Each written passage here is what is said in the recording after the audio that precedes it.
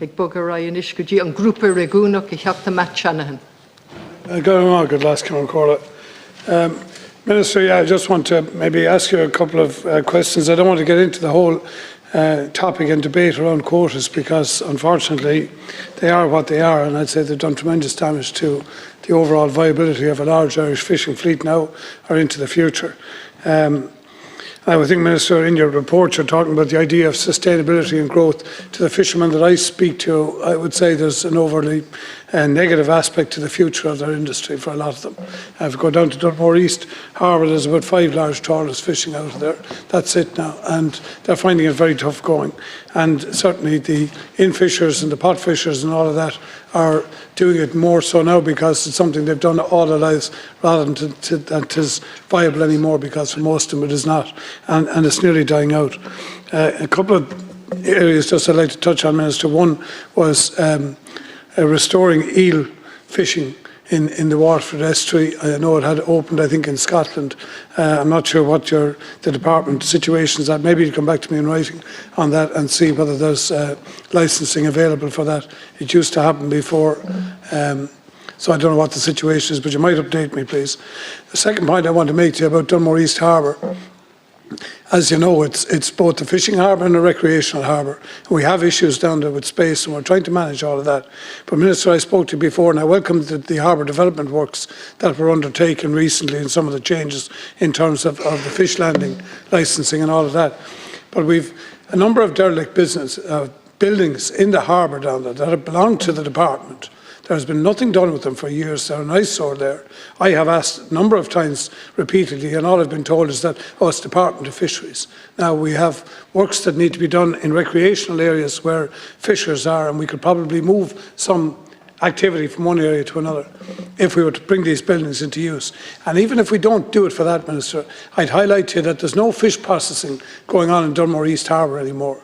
The trawlers come in and they just land their fish off in ice, and off it goes in juggernauts.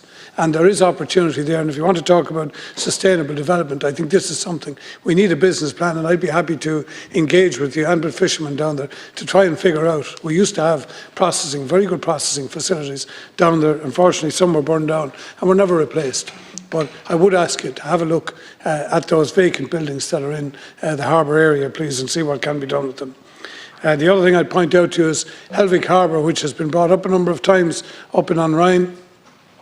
The fishermen's boats there are sitting on their keels 6 and 8 hours every day because of the silting of that harbour, and we've been asking for dredging of that harbour for more than 5 years. The local authority has no money to process foreshore licences, and again, it's something the department needs to decide. Are we either going to make these harbours workable or not? And tell the fishermen if we're not going to do that, because at the moment they're just spending longer and longer where they can't launch their boats or where they can't come into the harbour. And finally, there is a designated maritime area plan, being a draft plan, underway at the moment off the south coast. And I think there has been a number of public meetings going on trying to get feedback on that, and it's the government's intention to produce, I understand, in coming months, a more formalised area where a number of wind project licences are going to be considered there. And Minister, what I'd say to you about that is, and when we're above in this House we don't look at this, but that is an area of tremendous importance to the coastline of Waterford and East Cork and Wexford, to be fair, but particularly to the Copper Coast area, the UNESCO Copper Coast site, which has been highlighted throughout the world as one of the most scenic drives around Ireland, and more importantly, all of the communities that live along there. And I have tried to find out, not with little success, where we are proposing for that the first number of licences there will be done by fixed pylons, not by floating wind, by fixed wind. And the question is, what water depths are they going to be able to drill into?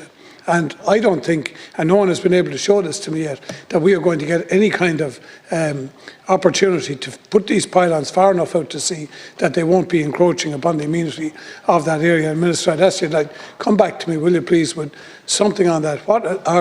Do you consider the regulated depths are going to be? Because these are 350 metre turbines, the largest in Europe. And we'll be looking at 60 Eiffel towers off the coast of Waterford, and I can tell you, I certainly won't be supporting that.